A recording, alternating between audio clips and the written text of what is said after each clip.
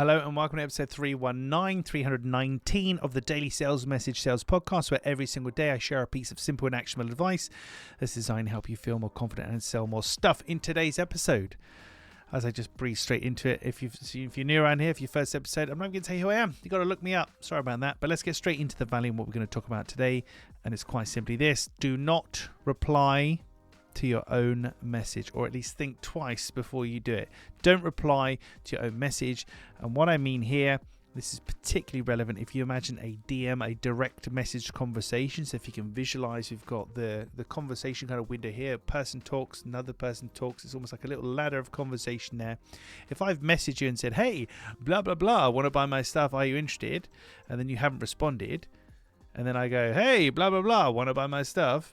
I've essentially replied to my own message, if that makes sense, because there's no other messages in that chain, just mine. So I've replied to my own message, and in doing so, it kind of implies either you're not interested at all, or right now, you haven't read the message, whenever. But replying to your own message breaks one of the sacred rules for me in sales and selling, which is don't chase them, replace them. If you're replying to your own message and you're chasing up people that haven't even responded to you, and you're trying to create a conversation and a connection out of nothing, then not only can it be really soul destroying, but it also isn't a very successful, constructive use of your time. And you know this is true because you will have had people message you. We use LinkedIn direct messaging, LinkedIn DMs as the example here. You'll have had people messaging you repeatedly. You've ignored them. One of them for me went on for 12 messages, and eventually I said, yes, I've got all your previous messages. Please stop messaging me. This is just getting embarrassing now. Go away. But replying to your own message, so just thinking of new things to say, there's no interaction from your customer at all, your potential buyer.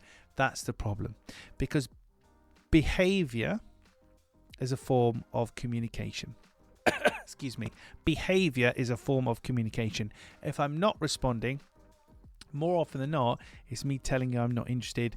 So you replying to your own message isn't going to make that any better. So the moral of the story today is, first of all, don't reply to your own message. Be wary of responding to things where you've had nothing back, because behavior is a form of communication. They're probably trying to tell you something. And then secondly, the mantra of all mantras, don't chase them, replace them. Rather than spending this afternoon following up people that you've already spoken to and you haven't had anything back, put that effort into speaking to new people, finding new opportunities, because when you speak with more people, there's less pressure, and pressure repels buyers. Right, that's it for this slightly telling off edition of the Daily Sales Message Sales Podcast. Join us tomorrow in episode 320, when I'm going to be telling you not to do something and to do something else, because essentially I'm just bossing people around at this point, 300 plus episodes in. But tune in tomorrow for that.